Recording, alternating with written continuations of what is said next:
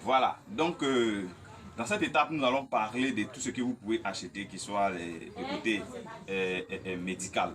Voilà, le côté médical aussi de la prophylaxie. Quand on parle de prophylaxie, on parle de prophylaxie sanitaire.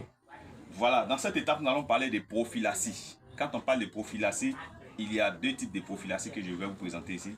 La prophylaxie sanitaire et puis la prophylaxie médicale. La prophylaxie sanitaire, c'est tout ce qui concerne le système sanitaire, c'est-à-dire que l'entretien, la propriété. Et puis la prophylaxie médicale, c'est ce qui concerne les intrants de médicaments et consorts, vitamines et consorts. On va parler rapidement de la prophylaxie sanitaire. Il s'agit de l'entretien. Pour l'entretien, il faut un système qui va vous permettre de faciliter la tâche de pouvoir bien faire l'entretien.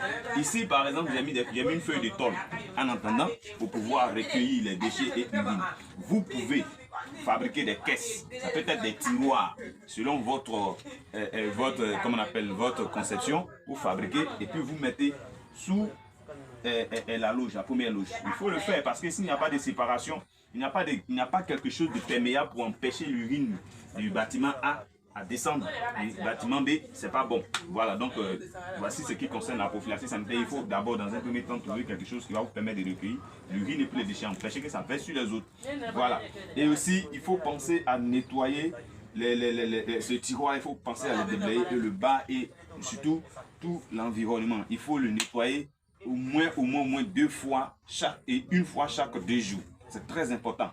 Parce que quand ils vont commencer à consommer, ils vont commencer à faire des déchets et puis de l'urine. Il faut les nettoyer, sinon ça crée encore d'autres maladies. Maintenant, ce qui concerne la prophylaxie médicale, pour la prophylaxie médicale, voici les produits que vous aurez besoin. Ici, j'ai un vitamine. Tout simplement, Vitamix Super.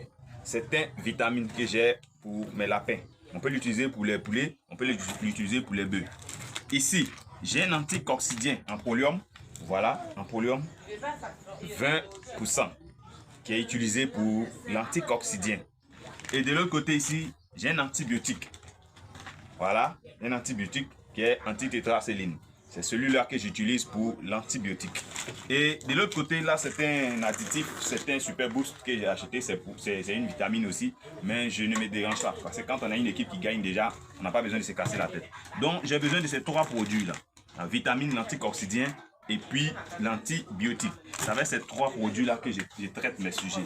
Voici un peu ce qui concerne la prophylaxie. Il faut beaucoup mettre l'accent sur ce qui concerne la santé.